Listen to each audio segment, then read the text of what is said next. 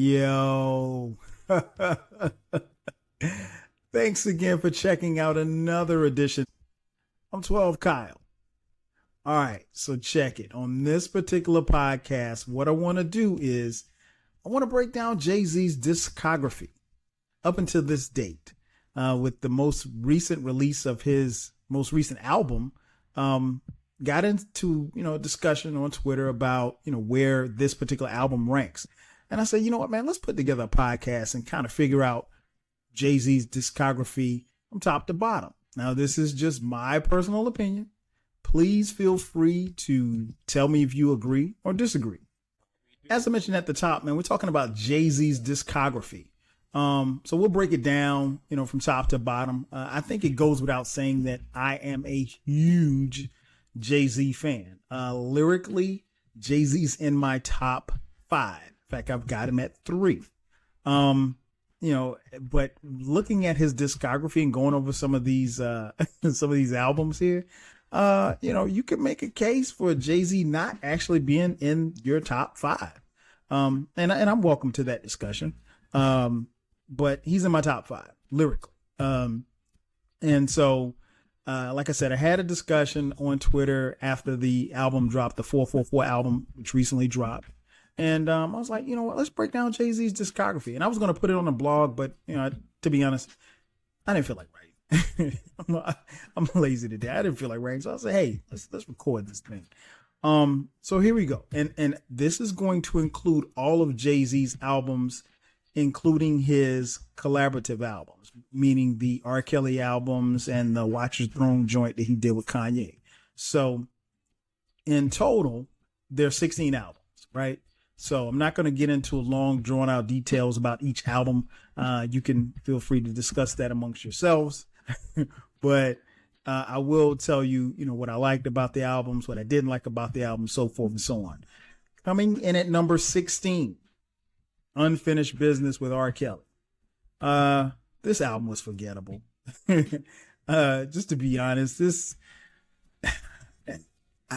I get the idea of the album. And if I'm not mistaken, this album happened and then subsequently the, incident happened with R. Kelly and Jay-Z on tour. R. Kelly gets kicked off the tour. R. Kelly subsequently sues Jay-Z for like $50 million or something like that. And I think they ended up settling or something. I don't know what happened. To be honest, I stopped caring after a while. But this album wasn't that good. I understand and I get how they got to this concept, but it's, to me, again, these are my opinions. To me, this album wasn't good, which leads me to number 15, Best of Both Worlds, which really wasn't good. Not as bad as Unfinished Business, but it wasn't as good. And I think here's the thing. The success of the Fiesta record got them to thinking like, okay, hey, we can make this thing happen. We can do an album together. And keep in mind, to that particular point in time, and correct me if I'm wrong, but I don't think that there were any other albums that featured, a rapper and a singer in this, them doing it together. So in that aspect, I get and understand why and how they came about, or how these albums came about. But, looking at them, they just weren't that good, man. I mean, like,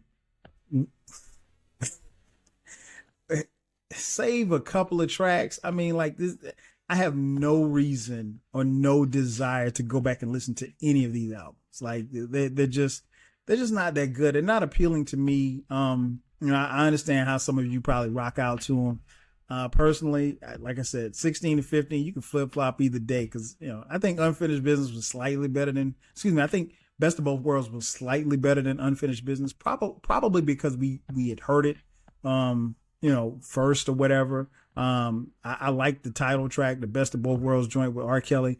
But other than that, this album, both of these albums weren't that good. And again, I have no reason to listen to them at all.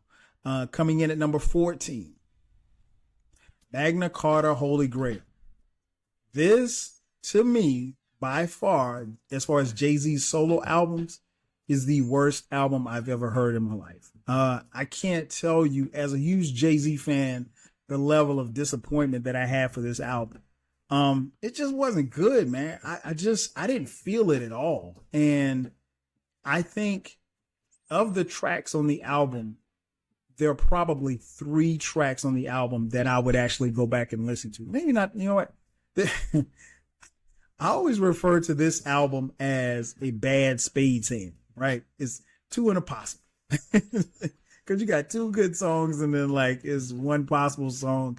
And that's it, man. This album honestly was trash.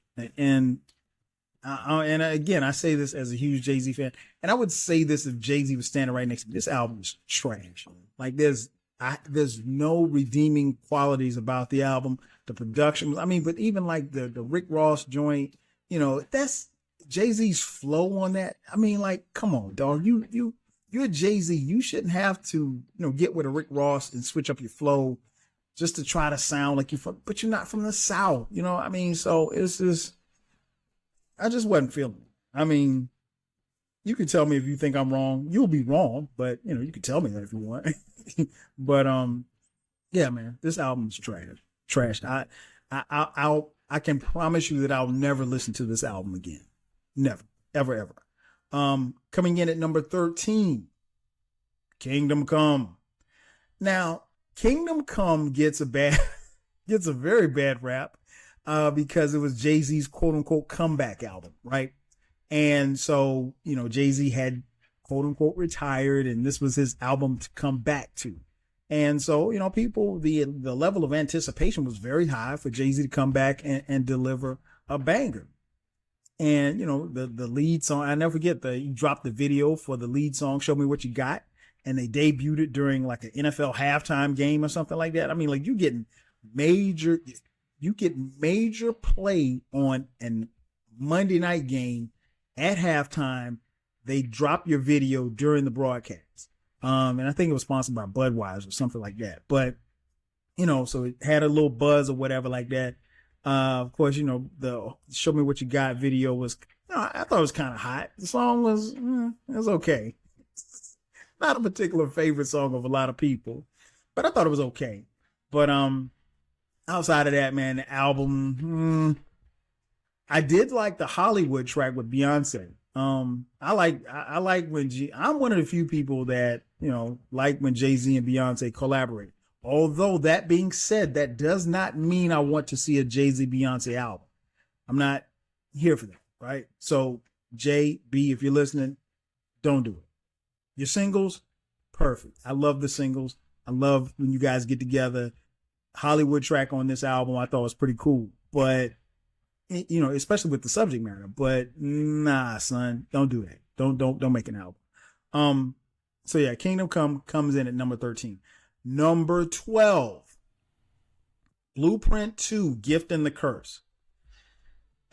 All right, so here's what I'll say about this album, right?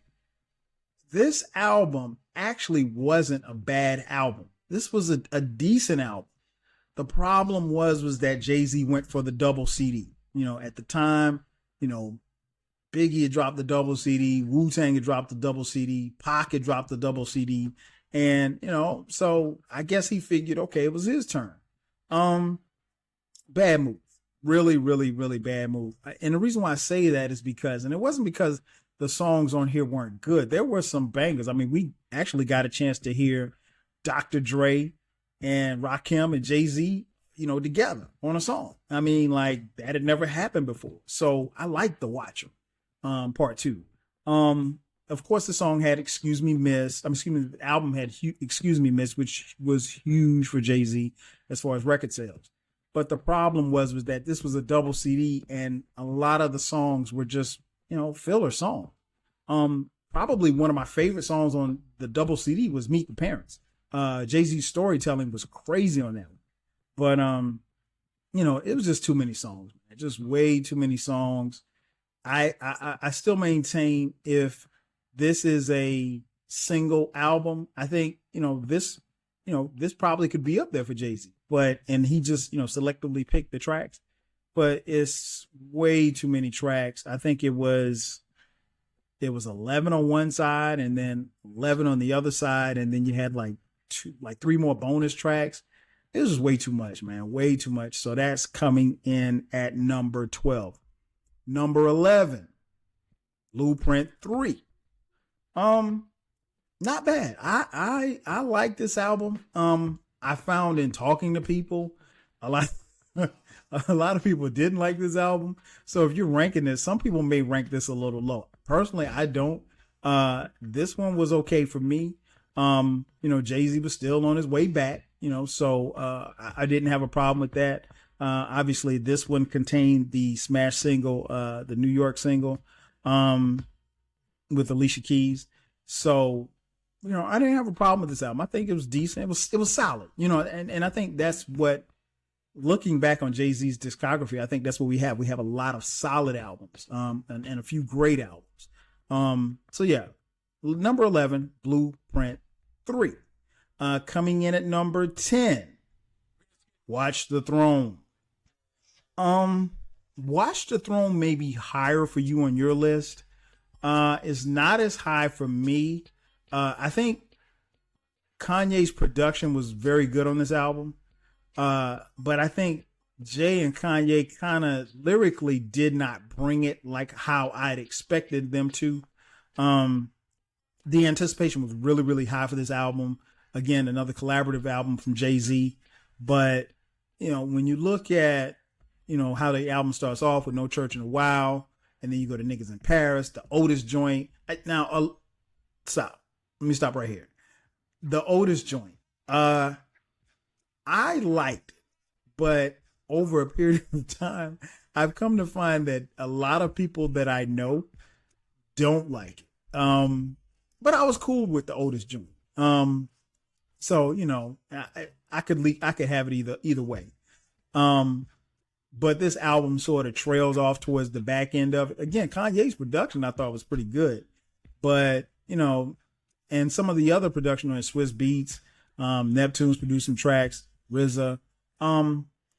This album was solid, but I think part of the appeal for this album was the anticipation for it was really, really high, and it just didn't meet the level of where we thought the album should be.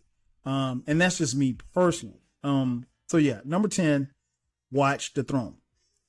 Number 9, Volume 3, Life and Times of S. Carter. This album may be higher for some. It may be lower for some. I've got it kind of like in the middle. Reason being is that this album, to me, the first half of this album crushes.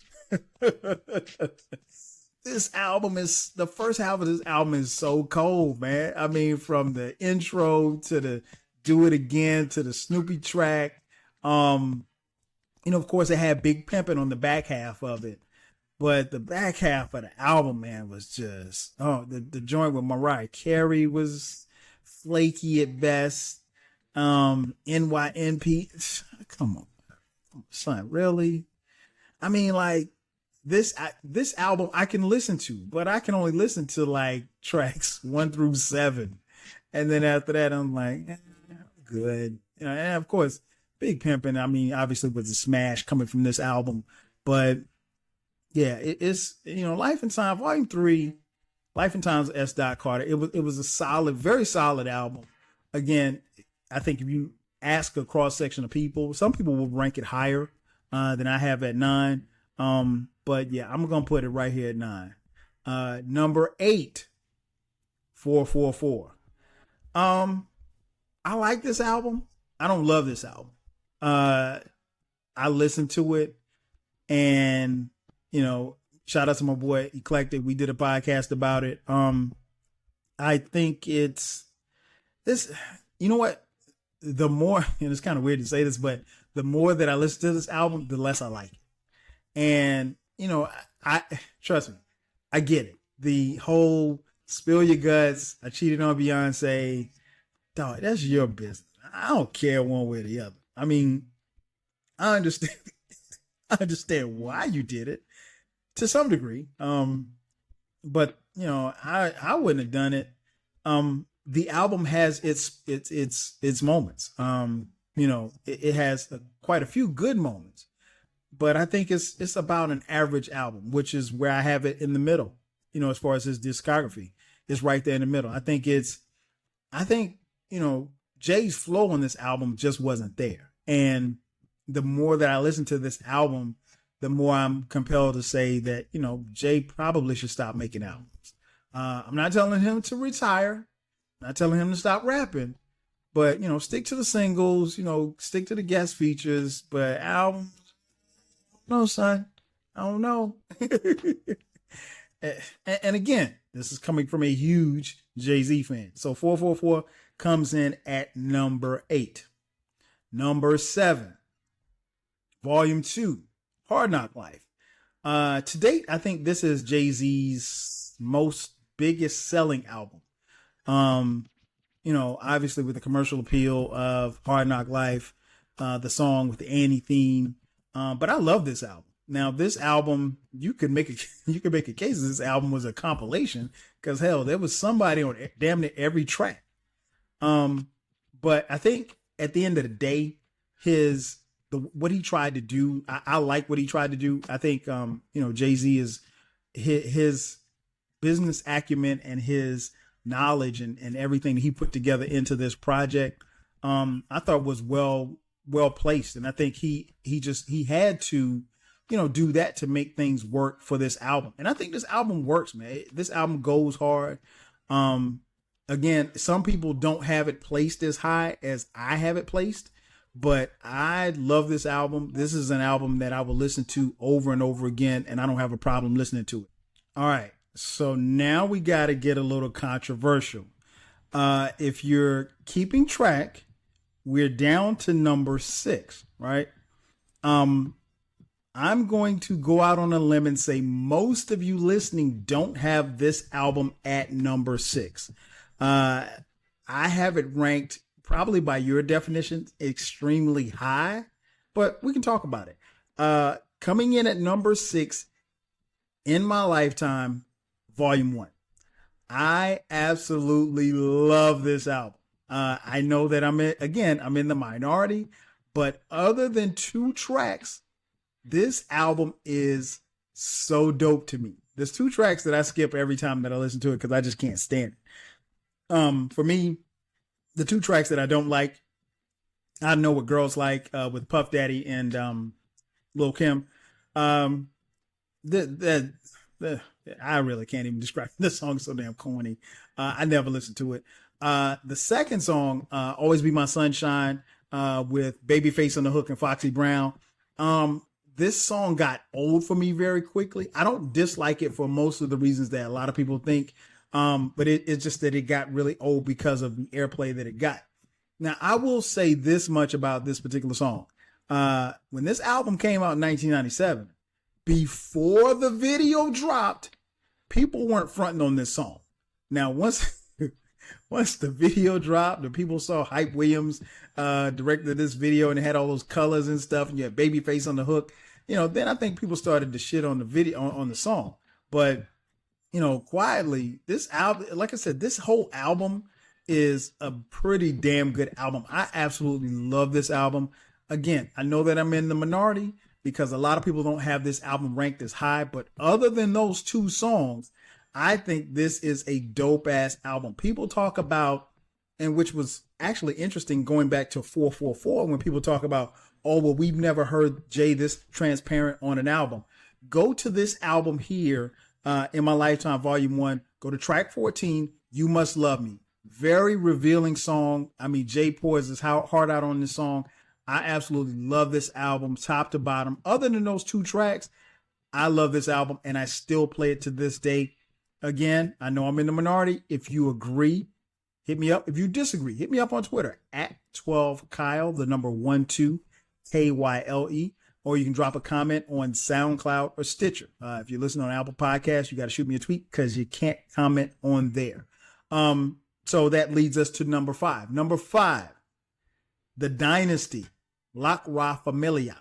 Rock La Familia. I love this album. This is, it's interesting because Jay-Z is credited as this being a solo album, but he ain't rhyming solo on none of these damn tracks. I think this album was really, really dope because this album featured a lot of what we came to know from, some of the younger producers that Jay-Z was working with. The production was crazy on this album. I loved it. And I still listen to it and bump it to this day. I think Beans was, at his, I don't want to say he was at his peak, but Beans was rhyming, doing his thing. This was the introduction of Freeway to the crew. Of course, Memphis Bleak, did his thing. Memphis Bleak did his thing on this album. Stop laughing, though. And of course, this album had, the lead single, I Just Want to Love You, Give It to Me with Pharrell. But Scarface appeared on this album, Snoop, even the great Emil appeared on this album. Nonetheless, man, I love this album. This album goes hard. I still don't understand the last track, Where Have You Been? Very cryptic type of sounding album, song. But nonetheless, man, I think the production that he had on here was really, really crazy, from Kanye to Just Blaze to Rick Rock to Bink. So he and obviously the Neptunes. So I think this album is one of the ones that I always go back and listen to. It's one that I never get tired of listening to. Coming in at number 5, The Dynasty, Rock La Familia. Number 4, American Gangster. American Gangster's cold. If you don't have this album, by all means, make sure that you get it, listen to it. Obviously, this was a theme album because the album coincided with the movie. But yeah, I thought this album, the concept was dope. I think, it put Jay-Z back into the hustler mode, if you will, for him to rhyme about, things that was actually happening in the movie and talk about, kind of touch on his life as a hustler, because he had moved away from those kind of rhymes at that particular time, man. But I love this album. This album comes in at number 4. Number 3, Blueprint. Man, I love Blueprint. I've heard some people say that, they probably ranked this album at 2. I've heard some people ranked it as high as number 1. I ain't going that far. But this album is a flawless album, man. I love it. Never get tired of listening to it. This was Jay-Z's bounce back album. He had dropped, The Dynasty. He caught some flack for Volume 3 and Life and Times of S. Carter, and then the Dynasty album. So he caught some flack about that. So this was, I think, I don't want to say like he fell off or anything like that, because those albums sold well, but this was his bounce back album, man, and he delivered, what many consider to be a classic. I love this album. Other than one song, the Whole Lot Ovito, I hate that song. Other than that, I think it's a flawless album, man. I think this album goes hard. It still resonates to this day. It's very easy to listen to. Obviously, it had The Takeover, which set off the war between him and Nas. Eminem was on this joint. Very, very dope album. Still a great listen these years later. Number 2, the Black Album. Goes without saying, man, Black Album was dope. This album goes hard from beginning to end, from Jay-Z's mama appearing on it to, Jay-Z. Because, to be honest, we thought this was Jay-Z's swan song. This was supposed to be his last album. He was packing it in, headed on to retirement. He was headed, hanging the mic up. And, I guess for some reason, for some of us, we probably hold it in very high regard because we figured that this was his last album, but this was a dope album. Production was tight. Jay-Z's lyrics and flow was tight. I enjoy listening to this album. I still listen to it from time to time. This album, I think even over a period of time, it still has gotten better. I think there's one misplaced track on this album, and it's not a bad track, but it's just misplaced. The DJ Quick joint, Justify My Thug. I was like, oh, I'm okay with that. But other than that, and Change Clothes, I think doesn't necessarily fit the theme of the album, but it's a dope song nonetheless. But other than that, I think Jay-Z, man, he killed it, man. 99 Problems, he had so many bangers on this joint. So I love listening to this album to this day. And number one, without a doubt, I mean, anybody knows me knows that this is coming in number one because this is one of my all-time favorite hip hop albums, Reasonable Doubt. Reasonable Doubt is an album that I listen to weekly. No lie. Listen to it at least once a week. This album, and I talked about it on the Reasonable Doubt podcast. So if you did not hear that particular podcast when you're done listening to this one, double back and listen to the Reasonable Doubt podcast when I break it down. But this album is Jay-Z's best work. Jay-Z has often said that it took him his lifetime to make this album. It's a classic, man. This album is a classic. So many memorable lines. Jay-Z at his best. And I think, this album is the standard by which his other albums are held. And, a lot of times when people talk about Jay-Z, they're very interested in how, well this album, that particular album stacks up to Reasonable Doubt. If we're being honest, none of them stack up to Reasonable Doubt, to be honest, because it's just that dope of an album. It's timeless and it's a classic. And I think most hip hop historians, people who are tenured in hip hop, such as myself, view it as such. It is Jay-Z's, crowning jewel, and it's something that will definitely live on in his legacy. It's one of the albums that helped define who Jay-Z is, not just as a man, but as a lyricist, as an MC, and it helps complete his discography. So I've gone through 16. I'm getting tongue tied. I've gone through 16 through 1. That's my list. You tell me if I'm right. You tell me if I'm wrong. Hit me up. I would love to hear back from you. That's going to do it for me. I'm your boy 12 Kyle. I'll catch you guys next time. 5 G's.